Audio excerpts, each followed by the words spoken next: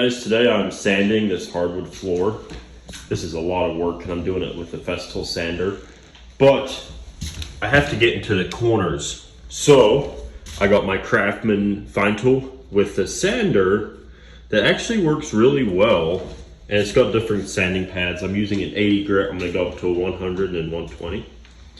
But I just finished this corner right here and this corner. It actually works really well. Let me show you guys how it works.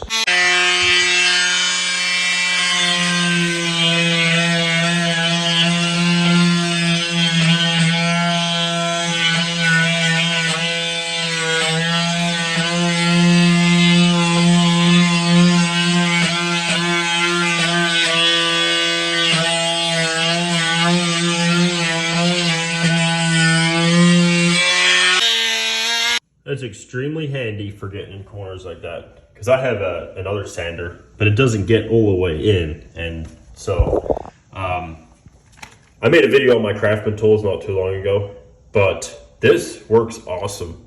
Unfortunately, this attachment only works on a Craftsman. I tried putting it on my D-Wall and it didn't work, but that's perfect for doing stuff like this. Hope that helped. Thanks for watching.